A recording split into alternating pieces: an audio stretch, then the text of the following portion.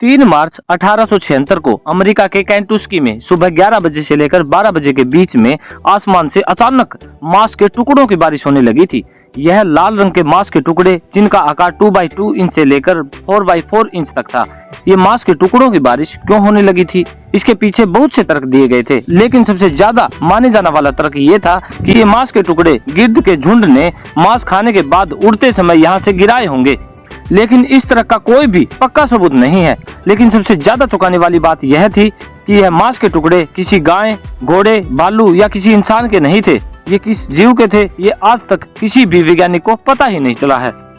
दरअसल जब अमेरिका के बाथ कंट्री के रंकिन में अचानक ही आसमान के ये बड़े बड़े टुकड़े गिरने लगे थे, तो उस इलाके के लोग यह नजारा देख हक्का बक्का रह गए थे। लोगों के अनुसार करीब 4 से 5 मिनट तक ये आसमान से 4 इंच के टुकड़े गिरते रहे। बिना देर किए हुए लोगों ने इन टुकड़ों को बटोरना शुरू कर दिया। इन टुकड़ों को खाकर और इनको चखकर वहाँ के स्थानीय लोगों ने बताया कि यह भालू का मीट है, जबकि न्यूयॉर्क साइंटिफिक एसोसिएशन ने इन टुकड़ों की जांच करने के बाद पाया कि ये टुकड़े घोड़े या किसी नवजात के हो सकते हैं। लेकिन असलियत बेहद ही चौंकाने वाली थी। वैज्ञानिकों ने जब इन टुकड़ों की जांच की तो बताया कि शायद यह एक तरह का बैक्टीरिया था जो बादलों में जमा हो गया था और बारिश होने के बाद ये पानी के जरिए आसमान से गिर गया था।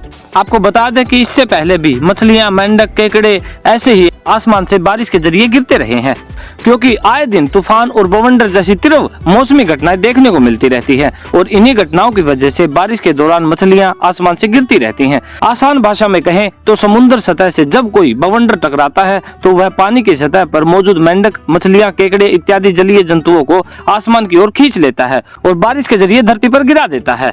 ऐसे ही एक और वाक्य है जिसमें अमेरिका के ही वाशिंगटन, ओरेगन और इडाहो के कुछ हिस्सों में दूध या सफेद बारिश ने कारों, खिड़कियों और लोगों को ढक दिया था। यह बारिश खतरनाक तो नहीं थी, लेकिन यह एक रहस्य की तरह थी। ऐसी किसी भी प्रकार की दूधिया या लाल रंग की बारिश शुद्ध नहीं होती, क्योंकि वर्षा किसी भी प्रकार के कण के बिना नहीं हो सकती, जो नाभिक के रूप में कार्य करता है, जो हवा से पानी के अणुओं को तब तक इकट्ठा करता है जब तक कि बूंद गिरने लायक भारी न हो जाए।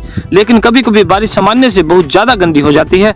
वाशिंगटन स्टेट यूनिवर्सिटी के वायु गुणवत्ता विशेषज्ञ ब्रायन लैम्ब और उसके सहयोगियों ने सोचा कि दूधिया बारिश शायद प्रशांत नॉर्थ वेस्ट में जंगल की आग से जले हुए निशानों में से एक के कारण हो सकती है।